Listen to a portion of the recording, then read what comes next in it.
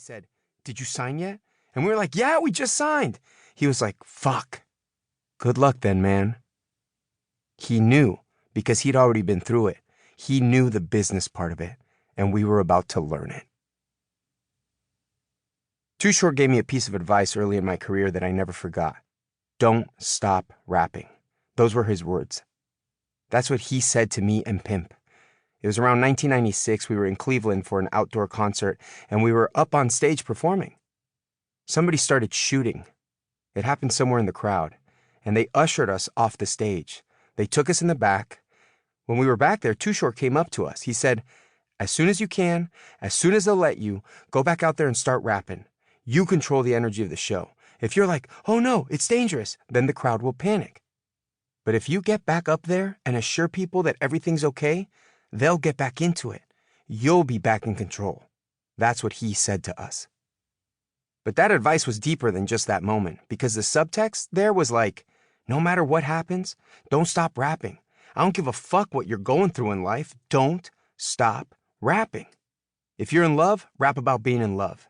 If you're getting money, rap about getting money. If you're broke, rap about being broke. There's always going to be people that can relate to your station in life.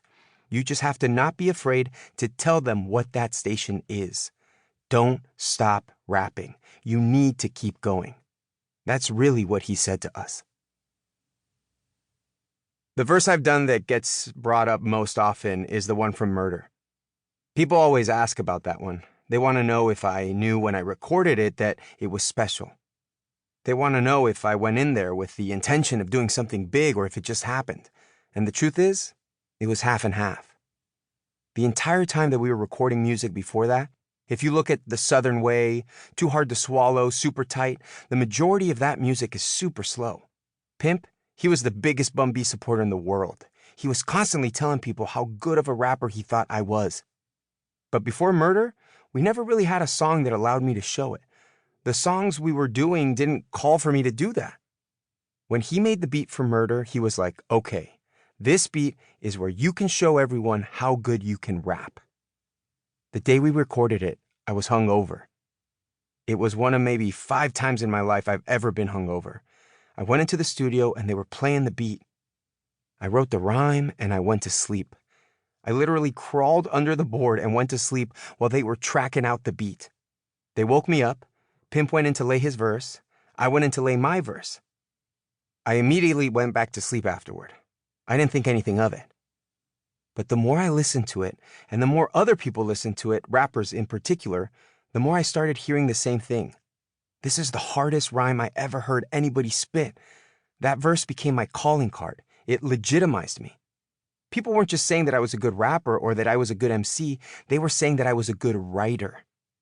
And everybody that I considered my contemporary gave me credit for that. That was really all I ever wanted. I wanted motherfuckers that could really rap to say, "Yo, you can really rap." And they did that after the Murder verse. The one Pimp C beat that sticks out to me clearly above everything else that Pimp did, and there are countless moments of sheer brilliance throughout his UGK and Pimp C solo discography. The one that sticks out is when he made "Quit Hatin' the South," and I'll tell you why. That song was produced fully multiple times before anyone heard it. He produced it the first time when we were doing Super Tight in 1994. It had the same title and everything. He made that beat and he stepped back from it after he was done and said, "No, it's not time." And he cut it off. He erased it. He never saved it. It was gone. It didn't even exist. Then, 7 years later in 2001, we were doing Dirty Money, and he made that beat again. He produced it again. He built it again from the ground up, from nothing. And he stepped back from it after he was done, and he said, "Nope, it's not time. It's still not time." And he deletes it again. Then he catches his case, violates his probation, and goes to prison. He's gone. Then this whole Houston, Texas, and Southern Renaissance occurs. He gets out, and he comes back home.